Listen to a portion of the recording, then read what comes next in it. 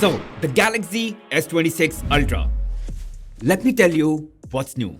This year, Samsung brings a new Snapdragon 8 Elite Gen 5 for Galaxy, new AI features, slightly refined design, and some crazy features that we'll talk about. But here's the real question.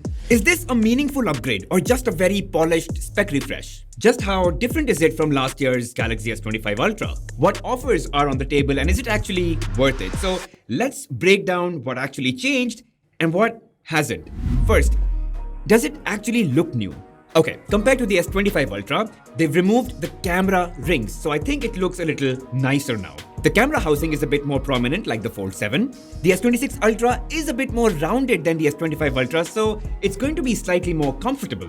It's also very tiny bit slimmer and a tad bit lighter than the S25 Ultra, and that's because they've actually ditched titanium and they've gone back to aluminum, so that makes it lighter. But what didn't change? Well, from across the room, I don't think it's going to look very different from the S25 Ultra. Same display size, similar bezels, and broadly speaking, a similar look.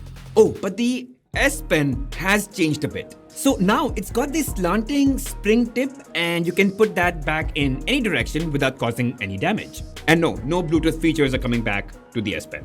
All in all, guys, I really loved how the S25 Ultra already looked, and I think the S26 Ultra just adds a bit more finesse to it.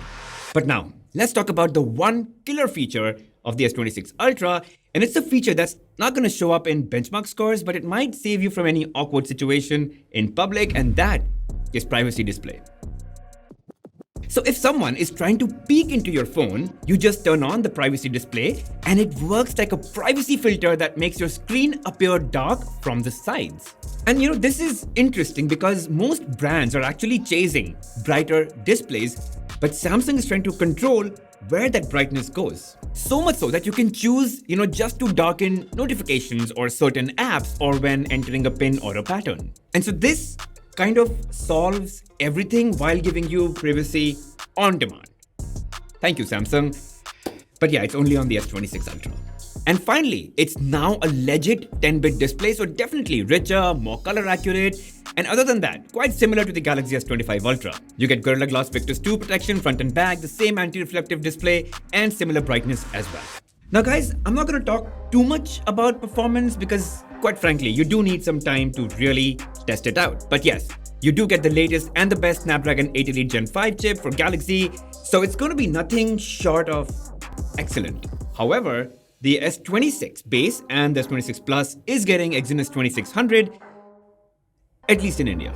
But for sure, I'll be testing the performance, the thermals, the gaming, and all of that, and I'm going to be reporting all of it in my full review, so definitely subscribe for that.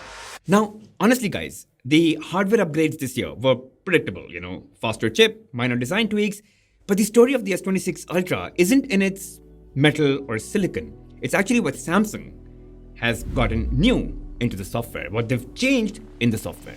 So you get the latest One UI 8.5 and there's quite a bit of new features in it. In fact, I've done a full video which talks about everything that's new. I'll leave a link right here, and that is in the entire S26 series. Of course, privacy display is a big part of it, as I talked about earlier. But one thing that I found really amazing in the little time that I spent with the S26 Ultra is that now I can just ask the phone to change something in my photo, and I think it does an absolutely crazy good job.